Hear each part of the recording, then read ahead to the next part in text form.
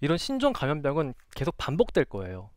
코로나19 다음에 뭐 코로나24, 코로나30이 올 수 있는 겁니다. 손을 잘 씻으시고, 그리고 얼굴을 정말 만지지 않으시고, 그리고 필요한 상황에서 마스크를 제대로 착용하신다면은 이 코로나19 바이러스를 예방할 수 있는 최선을 다하고 계신 겁니다. 이런 원칙들과 별개로 우리가 추가로 할 수 있는 조금 더 근본적인 대처 방법이 있습니다.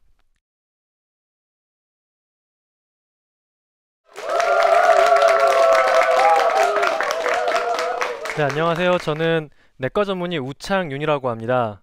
네, 저는 서울 아산병원에서 진로전담 교수로 일하고 있고, 퇴근한 다음에는 정신과 전문의, 이비인후과 전문의 친구와 함께 유튜브 채널 닥터 프렌즈를 운영하고 있어요. 이제 병원에서 하지 못했던 의학이나 건강에 대한 이야기를 조금 더 재밌게 만들어서 이렇게 사람들에게 전달하는 일을 하고 있습니다. 요즘 전 세계적으로 유행하고 있는 이 바이러스 코로나19 때문에 정말 많이들 불안하고 힘드시죠? 네, 정말 많은 분들이 이 정체불명의 바이러스가 정말 어디에나 있을 것 같고 나와 내 가족을 위협하는데 어떻게 대처할지를 몰라서 정말 많이들 불안해하고 있습니다. 그런데 내과 전문의인 저도 정말 마찬가지로 불안하고 힘들었습니다. 저는 잘 모르는 상대가 가장 두렵거든요. 네, 누구를 믿어야 될지 내가 확신할 수 없고 어떤 상황에서 내가 어떻게 대처해야 되는지에 대한 그런 확신이 없을 때 저는 두려움을 느낍니다. 저는 병원에서 연구실을 저희 호흡기내과 친구와 함께 쓰고 있어요. 그래서 이 코로나19 바이러스에 대한 소식을 정말 빨리 접했었는데요.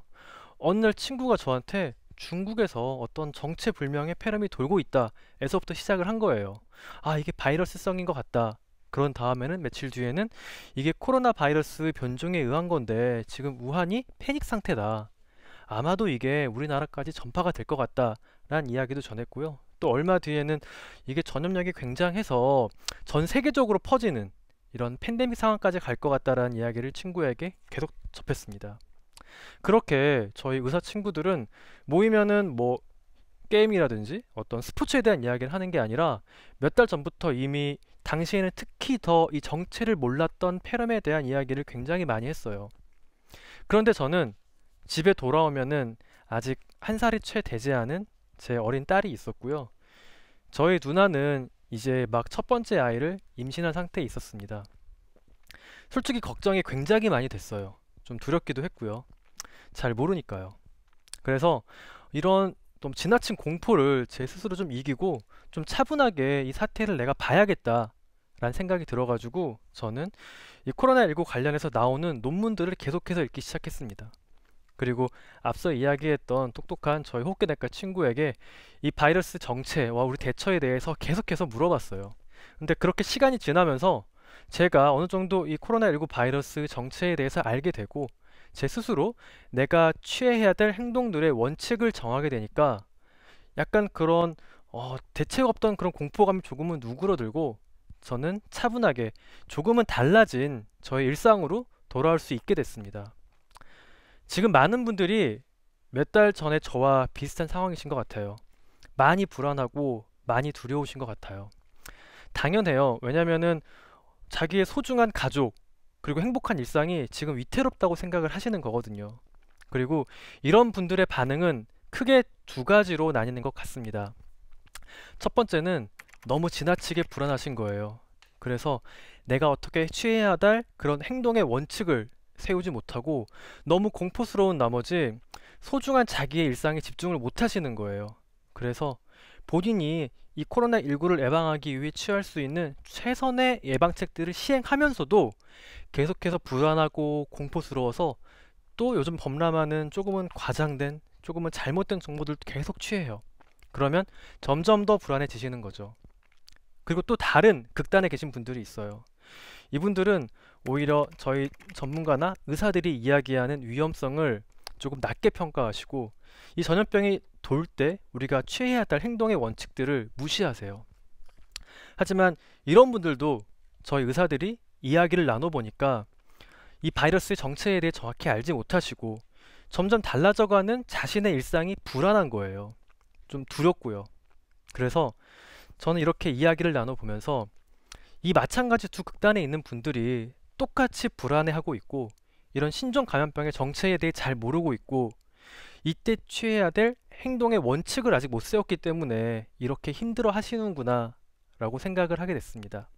오늘은 의사이자 유튜버로서 제가 몇 달 전에 겪었던 그런 고민, 공포, 불안을 이겨낼 수 있었던 그런 코로나19 바이러스의 정체와 우리가 취해야 될 행동들의 원칙에 대해 이야기 드릴게요. 먼저 코로나 바이러스에 대해 간단하게 이야기 드릴게요. 이 코로나 바이러스는 매우 흔한 바이러스예요. 위에 보이는 네 가지의 종류가 전 세계 사람들에게 돌아다니면서 감기란 녀석을 일으키는 바이러스고요. 아래 보이는 왼쪽에 두 개, 이게 2003년에 유행했던 사스, 그리고 2015년에 유행했던 메르스란 질병을 일으켰던 코로나 바이러스입니다. 지금 코로나19 바이러스와 마찬가지로 동물에서 사람으로 넘어왔기 때문에 우리 사람이 면역이 없었어요. 그래서 당시에 굉장히 유행을 했었고 악명을 떨쳤죠. 이 사스 같은 경우에는 당시 유행했을 때 사망에 이르는 치명률이 약 10% 정도였고요. 메르스 같은 경우에는 이 치명률이 34% 정도에 달했습니다. 지금 코로나19 바이러스 같은 경우에는 병이 계속 전파 중이기 때문에 더 관찰을 해야 되지만 감염자 수가 폭발적으로 늘었던 중국에서 약 3.7% 정도의 치명률, 그리고 그 외 국가에서는 현재 2% 정도의 치명률, 국내에서는 물론 더 치료 경과를 봐야겠지만 1% 이하의 치명률을 보이고 있고, 그 환자분들은 대부분 고령이시거나 당뇨병이 있거나 폐질환이 있거나 암 환자인 것처럼 기저질환이 있는 분들이었습니다. 하지만 보시는 것처럼 이미 코로나19 바이러스에 의한 사망자 수는 사스와 메르스를 합친 것보다 훨씬 많아졌습니다. 그 이유는 이 숫자에서 보여지는 것처럼 높은 전염력, 높은 감염력 때문인데요. 그렇기 때문에 지금 우리나라의 의사들, 그리고 전 세계의 의사들이 이 코로나19 바이러스의 감염증에 대해서 심각하게 대처하는 이유입니다.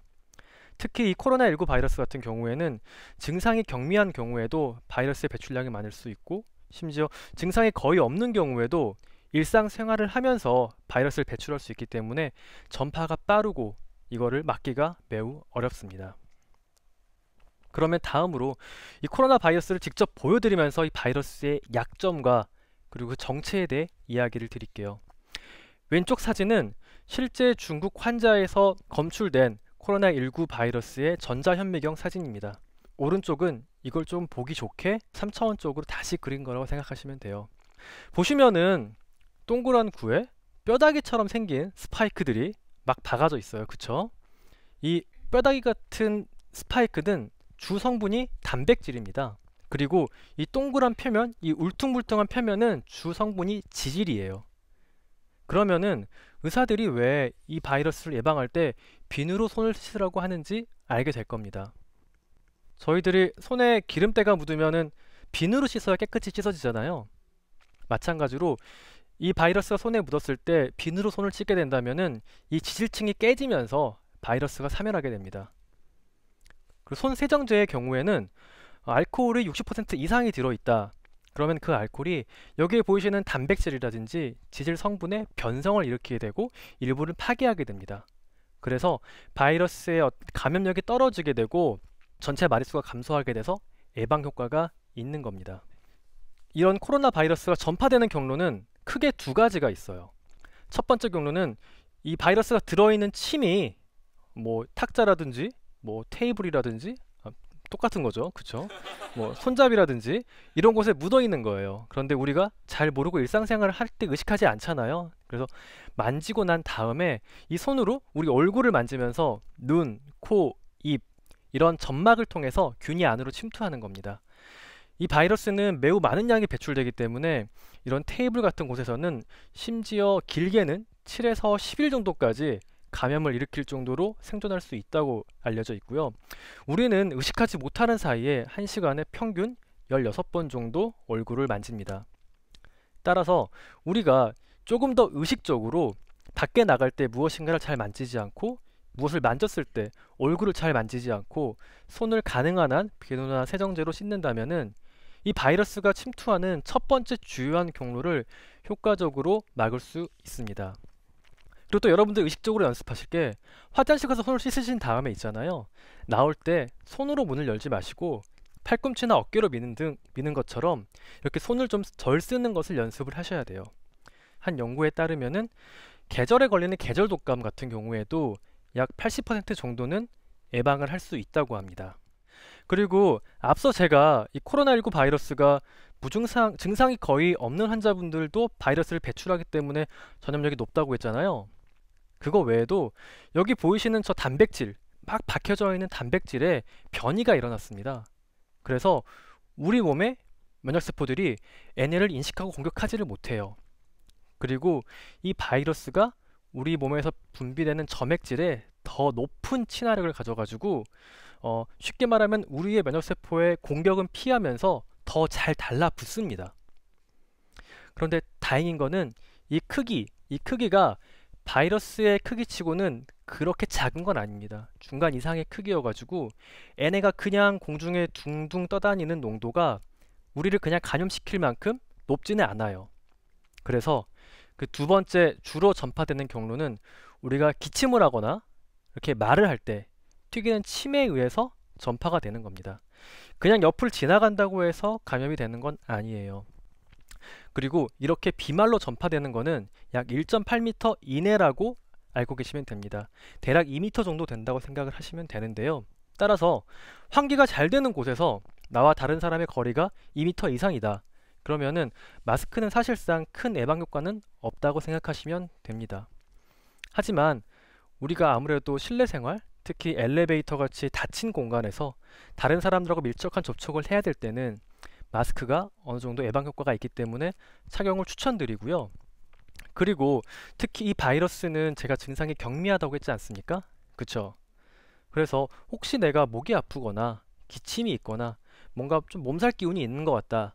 그러면은 이 검사를 받기 전까지는 마스크를 쓰고 다니시는 게 이 바이러스가 타인에게 전파되는 걸 막을 수 있기 때문에 전파를 예방하는 데 효과적이다라고 할 수 있습니다. 이 마스크에 대해서도 굉장히 많은 분들이 또 궁금해 하시는데요. 참고하기 위해 한 가지 논문을 가져왔는데 자마에서 미국의 유명한 의학 잡지입니다. 5,180명 정도의 의료인들을 대상으로 해서 인플루엔자, 독감을 예방하는데 저희 쓰는 KF94와 비슷한 정도인 N95 마스크와 일회용 덴탈 마스크가 있어요. 이거에 어떤 인플루엔자 예방 효과를 비교한 연구를 했더니 흥미롭게도 인플루엔자를 예방하는 데 있어서 두 마스크는 큰 차이가 없었습니다. 이 KF94 같은 경우에는 굉장히 답답해요. 그래서 본인도 모르게 자꾸 이 마스크의 바깥 부분을 만지게 되고 자꾸 벗게 됩니다.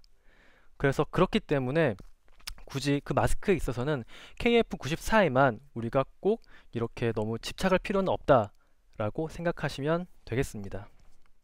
그래서 여러분들이 만약 손을 잘 씻으시고 그리고 얼굴을 정말 만지지 않으시고 그리고 다른 사람과의 거리를 충분히 유지하고 사람들이 밀집되어 있는 곳에 가시지 않는다면은 그리고 필요한 상황에서 마스크를 제대로 착용하신다면은 여러분들은 이미 개인 위생에 있어서 이 코로나19 바이러스를 예방할 수 있는 최선을 다하고 계신 겁니다. 이런 원칙들과 별개로 우리가 추가로 할 수 있는 조금 더 근본적인 대처 방법이 있습니다. 그거는 의사협회라든지 감염병학회에서 권장하는 기간 동안 우리가 사회적 거리두기라는 걸 하시는 겁니다. 이 사회적 거리두기가 무엇이냐? 제가 앞서 말한 그 원칙들을 준수하시면서 외출을 조금 삼가하시고 그리고 다른 사람과의 대면 접촉을 줄이시고 그리고 다른 사람들과의 관계는 인터넷이라든지 전화로 하는 겁니다. 그러면서 안전한 곳에서 그동안 못 봤던 책이라든지 이런 영화 같은 걸 보시면서 앞으로의 계획을 세우고 조금 자기를 되돌아보는 시간을 갖는 겁니다. 물론 반드시 해야 되는 활동이라든지 경제활동은 앞서 말한 원칙들을 준수하시면서 하면 되고요. 바이러스라는 것이 기본적으로 사람과 사람 사이를 이렇게 옮겨 다니면서 전파가 되게 돼 있습니다. 그런데 만약 우리가 이런 사회적 거리두기를 한다면은 이 바이러스의 급격한 전파를 막을 수 있고요. 그리고 병약한 사회 약자들을 우리가 보호할 수 있고 이 사회가 바이러스로부터 받을 수 있는 그런 건강적 피해를 최소화할 수 있습니다. 따라서 지금처럼 어떤 특별한 치료약제나 예방약제가 없는 신종 전염병의 경우에는 이러한 사회적 거리두기가 우리 개인들이 주체적으로 할 수 있는 최고의 방역 활동의 하나입니다. 제가 앞서 말한 이런 원칙들을 지키고 전문가들의 말에 귀 기울여서 우리의 삶을 점점 올매고 갉아먹는 공포심에서 조금은 벗어나서 조금은 달라진 모습으로 우리의 일상으로 되돌아야 된다고 생각합니다. 왜냐하면 이런 신종 감염병은 계속 반복될 거예요. 코로나19 다음에 코로나24, 코로나30이 올 수 있는 겁니다. 그런데 만약에 우리가 이번 기회에 제가 앞서 말한 생활의 원칙들, 개인위생 원칙들을 배우고 그리고 사회적 거리두기라는 것에 익숙해진다면은 이번 감염병이 마치 우리 사회의 백신처럼 작용해서 다음번 감염병이 올 때는 우리가 조금 더 잘 대처하고 덜 걸리고 덜 고생하면서 이겨낼 수 있을 거라고 생각합니다. 마치 소방훈련을 하는 것처럼 우리가 의식적으로 이런 신종 전염병이 돌 때 우리가 개인이 대처해야 될 것들에 대한 연습이 필요한 이유이기도 합니다. 마지막으로 이 코로나19 바이러스에 감염된 모든 분들의 쾌유를 빌고 환자분들을 치료해주는 의료진분들께 감사의 말씀 전합니다. 그리고 각자의 위치에서 제가 앞서 말한 원칙들을 지키셔가지고 이 바이러스가 더 전파되지 않도록 노력해주시는 모든 분들께 정말 감사하다는 이야기 드리고 싶습니다. 네, 이것으로 제가 준비한 부족한 강연은 마치겠습니다. 경청해 주셔서 감사하고 지금까지 우창윤이었습니다. 감사합니다.